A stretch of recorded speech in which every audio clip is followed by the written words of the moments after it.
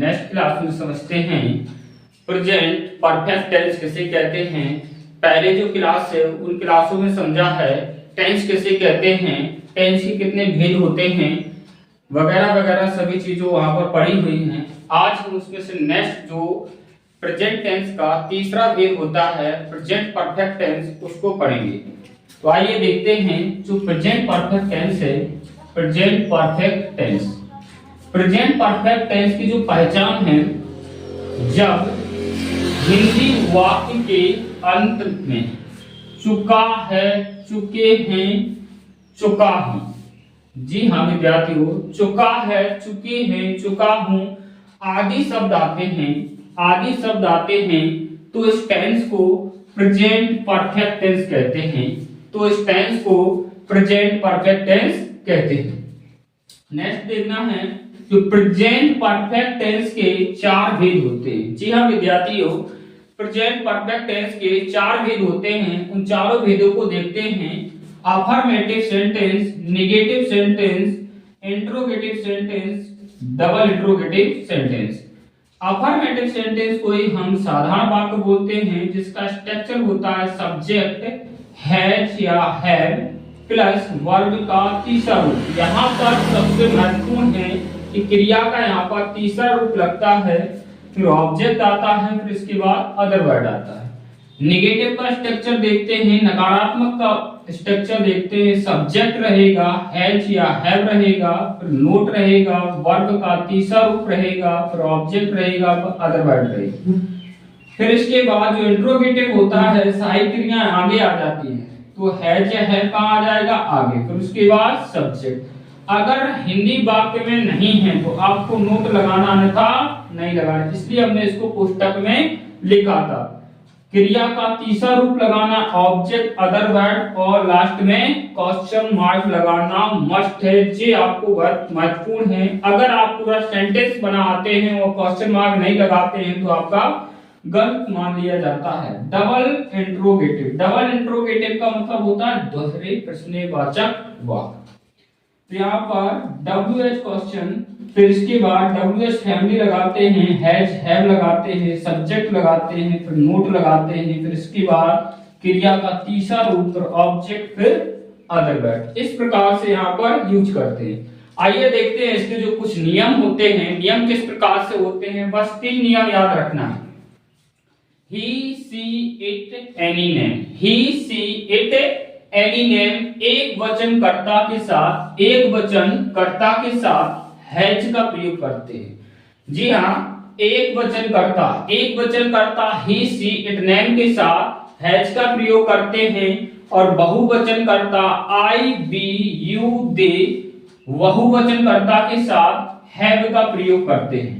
बहुवचन कर्ता के साथ हैव का प्रयोग करते हैं, और मुख्य क्रिया के तीसरे रूप का प्रयोग करते हैं। और मुख्य क्रिया का क्या लिखते हैं, तीसरा रूप लिखते हैं।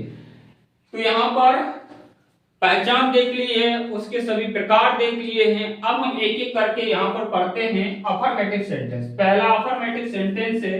अफर्मेटिव सेंटेंस को साधारण वाक्य बोलते हैं। इसका स्ट्रक्चर होता है सब्जेक्ट हैज या हैव, क्रिया का तीसरा रूप ऑब्जेक्ट और अदर वर्ड। अगर हम किसी एक क्रिया को रखते हैं यहाँ पर, जैसे जाना, एक क्रिया को रख लिया कि यहाँ पर जाना, तो यानी जाना यहाँ जैसे हुआ है स्कूल जाता है, वह स्कूल जा चुका है, सॉरी वह स्कूल जा चुका है, वह स्कूल जा चुका है। तो यहां पर देखना है कि जो वह है एक वचन है, वह है। पहले जो पहचानिए सब्जेक्ट कौन सा है, ऑब्जेक्ट कौन सा है और वर्ब कौन सा है। सब्जेक्ट, ऑब्जेक्ट और वर्ब को पहचानना है। वह है सब्जेक्ट है, जाना क्या है, वर्ब है। कहां जा चुके हैं, स्कूल जा चुके। कहां और क्यों का रिप्लाई क्या होता है, ऑब्जेक्ट होता है। कहां और क्यों का रिप्लाई होता है, ऑब्जेक्ट। वह जाता है, कहां जाता है, स्कूल जाता है। तो इस प्रकार से हमको इसको समझना है। अब इस स्ट्रक्चर के हिसाब से सब्जेक्ट हमारा क्या है, यहाँ पर ही है, जाना यहाँ पर गो होता है, गो का थर्ड फॉर्म होता है गो, वेंट, गॉन। क्या होता है? गॉन और to school, gone to school, gone to school. वह स्कूल जा चुका है, तो he gone to school, he gone to school. इसको हम 8 प्रकार से बना सकते हैं। इसको कितने प्रकार से बना सकते हैं? 8 प्रकार से। वह स्कूल जा चुका है, ही गॉन टू स्कूल। वह स्कूल जा चुकी है, सी क्या आ जाएगा? सी हैज क्या आ जाएगा? सॉरी, यहां पर यानी सहायक क्रिया का यूज नहीं किया है। He has gone to school, he has gone to school. वह स्कूल जा चुका है, he has gone to school. इसको हम आइए 8 प्रकार से बनाकर देखते हैं। तो इनके जो 8 प्रकार होते हैं, 8 कर्ता होते हैं, 8 कर्ताओं को किस प्रकार से देखते हैं। यहां जो कर्ता है कि वह स्कूल जा चुका है। अब अगर वह स्कूल जा चुकी है, अगर यहां पर महिला या स्त्रीलिंग के लिए सी लगाएंगे, तो यहां पर वह स्कूल जा चुकी है, तो सी हैज क्या आ जाएगा? She has gone to school. It है निर्जीव है, तो वह कुत्ता स्कूल जा चुका है, तो क्या आ जाएगा? इट क्या आएगा? It has gone to school. It has फिर क्या लग जाएगा? Gone to school. Ram school जा चुका है, तो Ram has gone to school. मैं स्कूल जा चुका हूं, तो आई है क्या लग जाएगा? बहुवचन करता। I have gone to school, I have gone to school. हम स्कूल जा चुके हैं, तो we have gone to school, we have gone to school.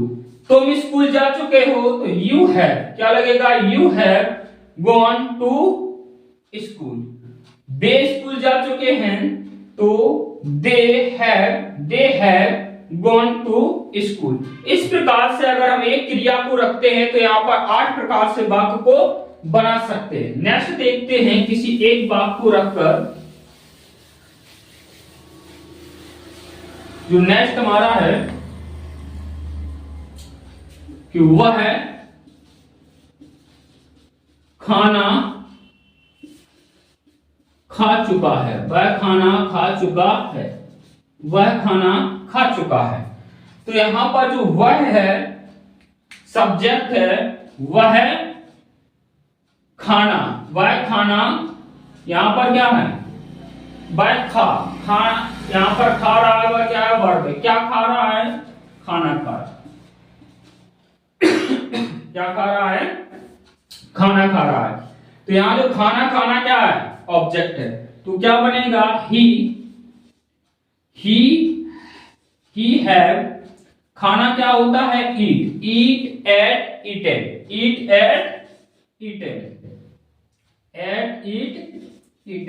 क्या आ जाएगा? Ate eaten the food, eaten the food. तो अगर इसी को बनाएंगे, तो वह खाना खा चुकी है, तो क्या लग जाएगा? यहां पर she has eaten the food. वह कुत्ता खाना खा चुका है, तो it has eaten a food. Ram खाना खा चुका है, तो Ram has eaten the food. अगर रहेगा यहां पर बहुवचन करता, जैसे मैं खाना खा चुका हूं, तो आई हैव क्या रहेगा? I have eaten the food, I have eaten the food. हम खाना खा चुके, तो I have eaten the food. तुम खाना खा चुके, तो you have eaten the food, you have eaten the food. वे खाना खा चुके हैं, तो they have eaten the food, they have eaten the food. इस प्रकार से हम एक अगर क्रिया को रखते हैं, तो 8 प्रकार से वाक्य बन जाते हैं। नेक्स्ट अगर हम रखते हैं यहां पर, जैसे यहां पर दूसरा निगेटिव देख लेते हैं। क्या देख लेते हैं?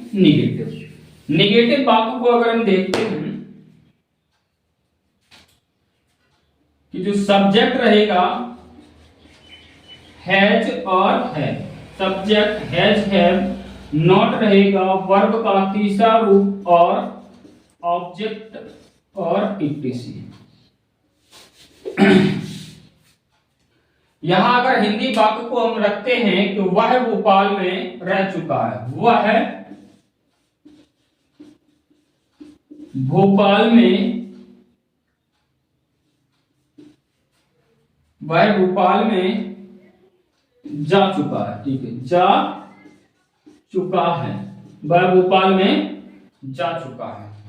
तो यहां पर जो वह है क्या है, सब्जेक्ट है, वह भोपाल में नहीं जा चुका है, वह भोपाल में नहीं जा चुका है, ठीक है। निगेटिव है तो क्या लगा देना आपको, नहीं, निगेटिव सेंटेंस।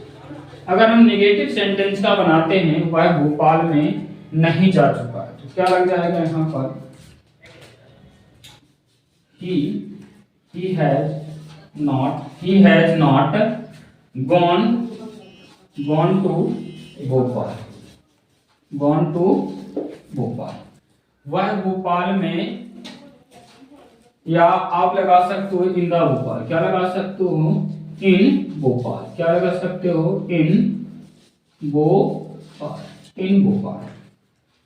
वह भोपाल में नहीं रह चुका है तो he has not go to in Bhopal, go to in Bhopal, आप दा भी लगा सकते हो, इन द भोपाल। अगर लिखेंगे वह भोपाल में नहीं रह चुकी है तो she has not go to in the Bhopal, go to in the Bhopal. वह कुत्ता भोपाल में नहीं रह चुका है तो it has not go to in the Bhopal, go to in the Bhopal या in भोपाल। राम भोपाल में नहीं रह चुका है तो Ram has not go to in Bhopal, in भी लगा सकते हैं और इंदा भी लगा सकते हैं। मैं भोपाल में नहीं रह चुका हूं तो I have not go to in Bhopal, go to in Bhopal. तुम भोपाल में नहीं रह चुके हैं तो you have not go to in Bhopal. वे भोपाल में नहीं रह चुके हैं तो they have not go to in Bhopal. इस प्रकार से अगर हम एक वाक्य को रखते हैं और 8 प्रकार से बनाते हैं तो इस प्रकार हमको क्या बार बार इसी प्रकार से प्रैक्टिस करते रहना है। और अगर हम इसी को बनाएंगे कि क्या वह भोपाल में जा चुका है, क्या वह भोपाल में जा चुका है, बाद में क्वेश्चन मार्क लगा देना है तो इसका इंट्रोगेटिव हो जाएगा। तो आपको सहायक क्रिया आगे रख लेना है। तो सहायक क्रिया क्या हो जाएगा, हैज ही, और क्या आ जाएगा, गोन, हैज ही, यहां भी गॉन ही रहेगा, has he gone to, has he gone to, has he gone to in Bhopal, sorry यहां पर क्या है, क्रिया का तीसरा रूप लगाना था तो यहां पर गो नहीं रहता, गॉन रहता है यहां पर। तो क्या वह भोपाल में जा चुका है, has he gone to in Bhopal. तो क्या लग जाएगा, क्या वह भोपाल में रह चुकी है तो क्या लग जाएगा, has C gone to in Bhopal. क्या वह कुत्ता भोपाल में रह चुका है तो इट क्या लगेगा, has it gone to in Bhopal. Ram Bhopal में, क्या राम भोपाल में रह चुका है तो क्या लग जाएगा, has Ram gone to in Bhopal.